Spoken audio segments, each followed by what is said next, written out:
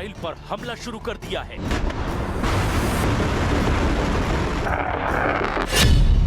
तुर्की ने PM Netanyahu को गिरफ्तार करने की चेतावनी दी है। तुर्की ने इजराइल के रक्षा मंत्री और आर्मी चीफ पर केस कर दिया है। तुर्की ने इजराइल में टॉप 30 टारगेट सेट कर दिए हैं। एर्दोआन का ऐलान, इजराइल को बना दूंगा गाजा।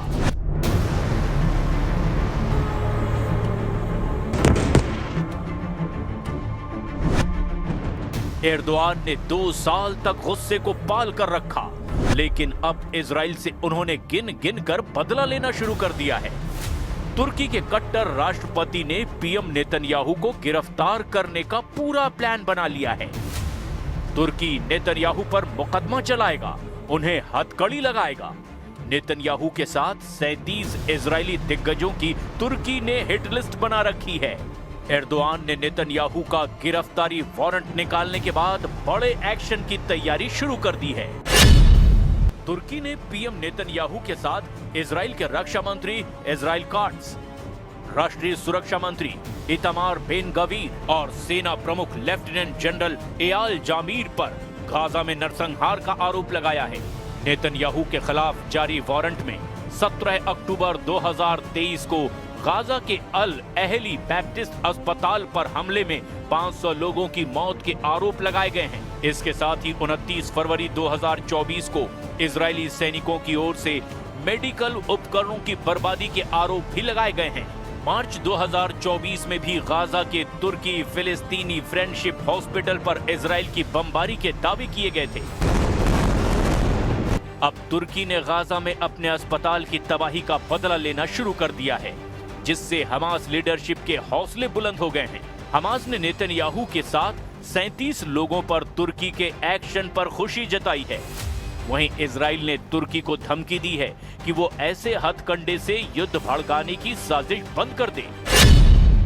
इजराइल के विदेश मंत्री गिडोन सार ने सोशल मीडिया प्लेटफॉर्म पर लिखा, इजराइल एर्दोआन के पीआर स्टंट को सख्ती से खारिज करता है। तुर्की के वारंट के जवाब में इजराइल बड़े एक्शन लेने के मूड में है, क्योंकि एर्दोआन ने ये पहली बार नहीं किया है। हाल ही में जितने यूरोपीय देशों से उन्होंने मुलाकात की है, उसमें नेतन्याहू पर नरसंहार के आरोप लगाए गए हैं। तुर्की की कोशिश है कि ज्यादा से ज्यादा देशों को इजराइल के खिलाफ करके वो नेतन्याहू पर शिकंजा कस दें। जर्मन चांसलर के साथ हुई मीटिंग में एर्दोआन इजराइल पर किस कदर बरसे थे, उसे भी देख लीजिए। Şansölyenin bir konusuna maalesef katılamıyorum. O da şudur.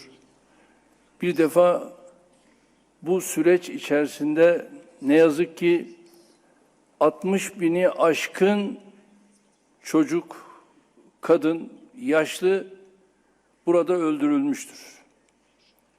Ve Hamas'ın elinde bombalar yok.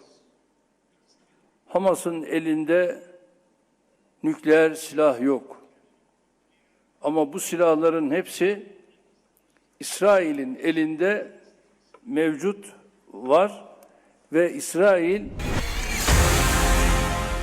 तुर्की पूरी सैन्य तैयारी करने के बाद ही इजराइल से टकराने का जोखिम मोल ले रहा है।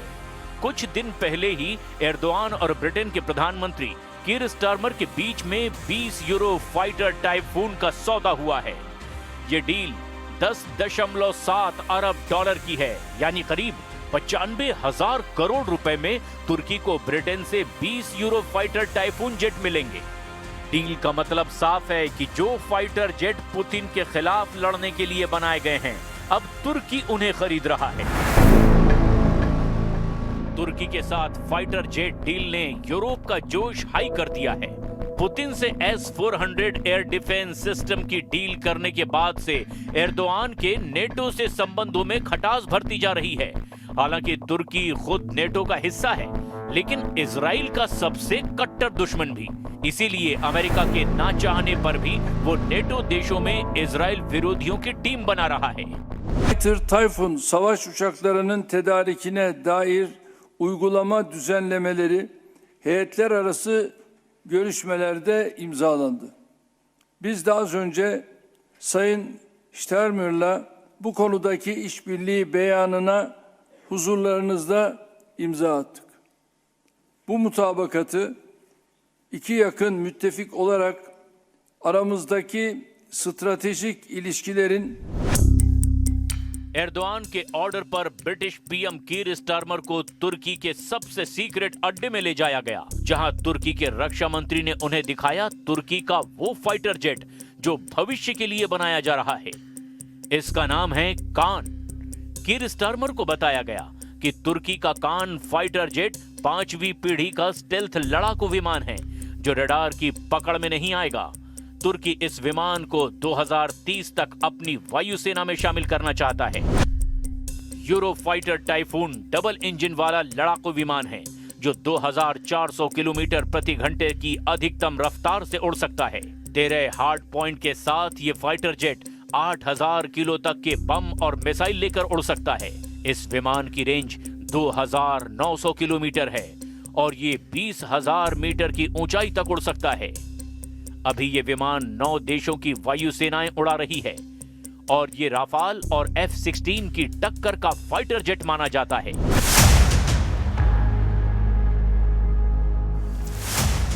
अब 20 यूरो फाइटर आएंगे तो एर्दोआन अपने पत्ते पूरी तरह खोल सकते हैं। मुमकिन है तुर्की सीरिया वाला दांव इजराइल पर भी आजमाए। तुर्की का सबसे भरोसेमंद लड़ाका सीरिया में ही है।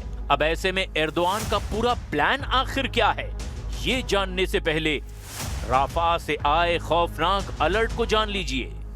जहां राफा बॉर्डर के पास करीब 200 हमास लड़ाके एक सुरंग में फंस गए हैं और वहां से निकल नहीं पा रहे हैं। इजरायली मीडिया रिपोर्ट्स में बताया गया कि ये लड़ाके मार्च 2025 से वहां फंसे हुए हैं। इजरायली सेना ने हमास लड़ाकों को बाहर निकलने का रास्ता बंद कर दिया है। इजरायली अधिकारियों के मुताबिक ये लड़ाके गाजा के उस हिस्से में मौजूद हैं जो इजराइल के नियंत्रण में हैं। वे सुरंगों के अंदर छिपे हैं, लेकिन अगर पीछे हटने की कोशिश करेंगे तो सीधे इजरायली सैनिकों यानी कि IDF के हाथों पकड़े जाने का खतरा है। वाईनेट न्यूज के मुताबिक पीएम नेतन्याहू ने साफ कहा है कि एक भी लड़ाके को जिंदा नहीं छोड़ा जाएगा।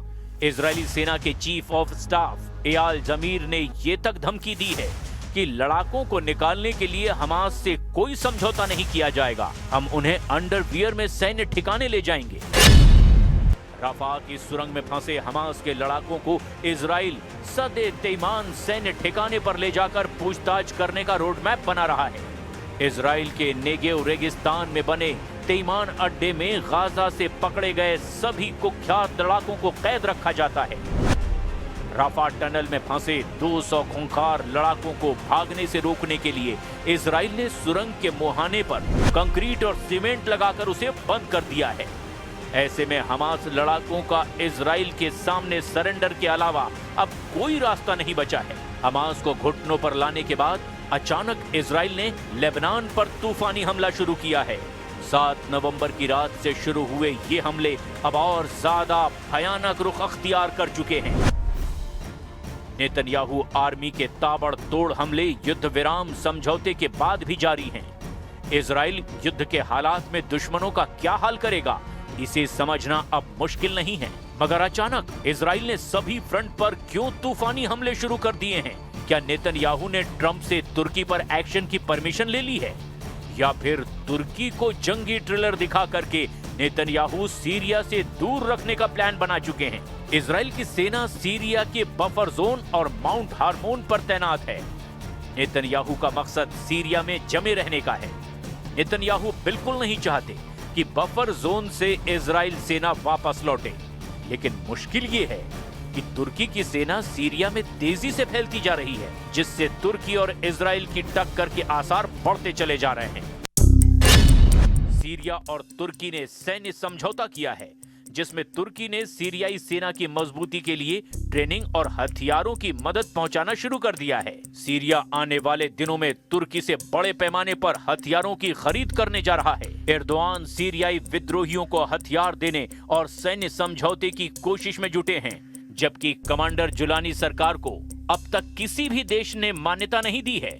ऐसे में तुर्की के लिए सीरियाई विद्रोहियों को हथियार बेचना मुश्किल हो सकता है। तुर्की जुलानी को हथियार बेचने के रास्ते तलाश रहे हैं, साथ ही सीरिया में सैन्य तैनाती बढ़ाने में जुटा हुआ है। पश्चिमी मीडिया की रिपोर्ट के मुताबिक तुर्की ने पालमायरा हवाई अड्डा और T4 में सीरियाई हवाई अड्डों के बुनियादी ढांचे का इस्तेमाल करके तुर्की एयरफोर्स के लिए बेस बनाने शुरू कर दिए हैं। दावा किया जा रहा है कि तुर्की सीरिया में जमीनी और हवाई ताकत का विस्तार कर रहा है।